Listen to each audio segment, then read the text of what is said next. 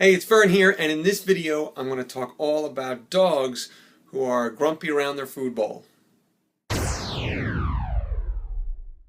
So let's say we have a resource guarding dog and they're a food resource guarder, So even if they don't show anything around their bowl, I like to do stuff around their food bowl anyway, but a lot of food guarders will really, a lot of, food motivated dogs will guard their food, not just bones and stuff. Or they were just a little twitchy around their food, And again, anytime kids are present, even if they're just a little wary about people around their food, I want to do a lot of stuff around their food bowl. Okay? So let's talk about how we can work with the food bowl here and give them some exercises to do to get rid of this, to treat this. First thing I love to do is hand feed for a week or two, at least one meal. So basically, I just want to give a lot of positive associations with a person's hand and the dog's food. I'm a big fan of hand feeding anytime you bring a new dog into a new home.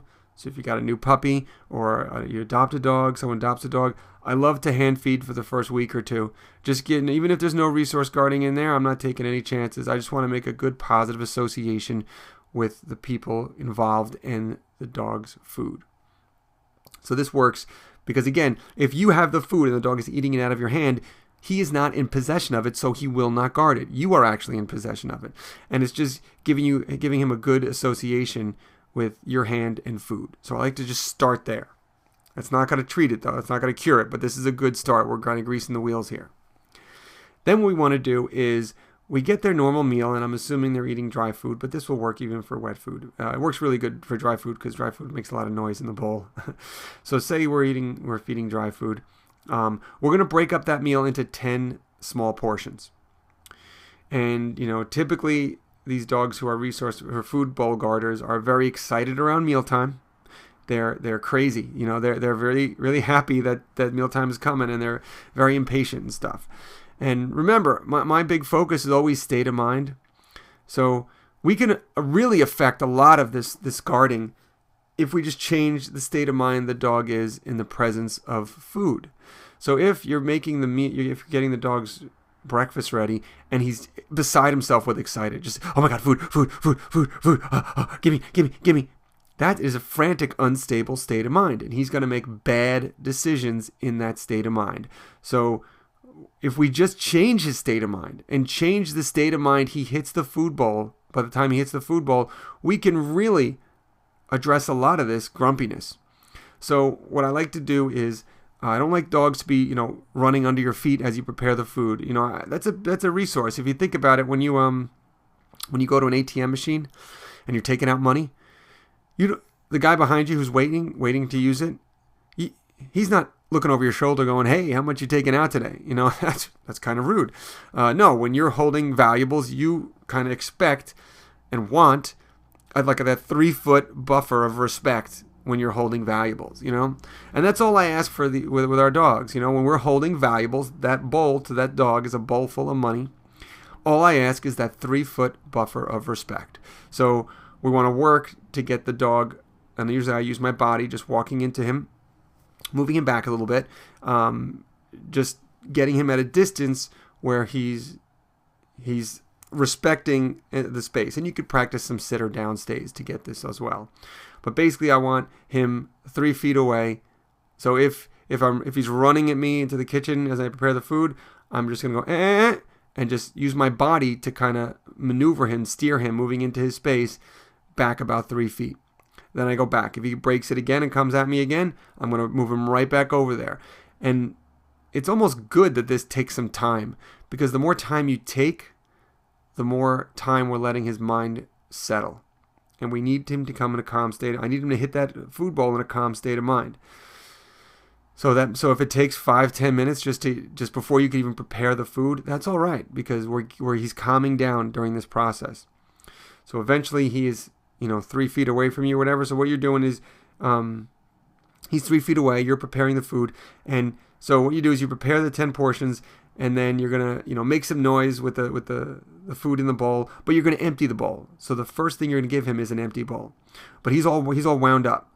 So then you're gonna put the food bowl down. And the way I like to do the food bowl in any situation is, the dog is about 3 feet away. I put the food bowl down. He has an open path to the bowl, but he does not take it. Now, here's where a lot of people, I think, mess up. A lot of trainers actually too mess up. Is then they'll say the dog is in a sit stay, and 3 feet away they put the food bowl down, and they say okay, and then the dog goes to the food. Yeah, that sounds great until you really look at the dog, who's actually sitting there like he's at the starter's line, and he's just staring at the food in fixation, going, oh my God, food, food, food, can I go now? Can I go now? Food, food, food. That is an unstable state of mind, and he's fixated on the food. What we need to do is get him in that 3 feet away. He has an open path. He doesn't take it, but, and here's the important part here, instead of just releasing him, you need to get eye contact first. To me, eye contact is him saying please. You want something? All you have to do is say please. And what that does is it gets you or the gateway to this food, and it also breaks his fixation. It gets him off the food and onto you. Immediately, that's going to help his state of mind settle. And initially, I'm just looking for a second of recognition, but eventually I'm going to ask for a couple seconds, maybe 5 seconds of looking at me before I release him. That's going to have him hit that food bowl in a much calmer state of mind. So he's 3 feet away. He's looking at the food bowl. I, maybe snap my fingers, hey, and he looks up at me. That's my good boy. Okay. And I release him to the food bowl, and he goes charging over there. No matter what, he's probably going to still go charging over there. But remember, there's nothing in the food bowl. I put nothing in there. So he's going to run right over there and sniff around, look all over and go, what the hell is, what is this, some kind of cruel joke? And he's very confused. And I'm like, oh, okay, you're ready for your next meal, your next course. So then I pick up the food bowl. I do the same thing. He goes 3 feet away. I make a lot of noise, and I put one little nugget in there. That's it. One little nugget.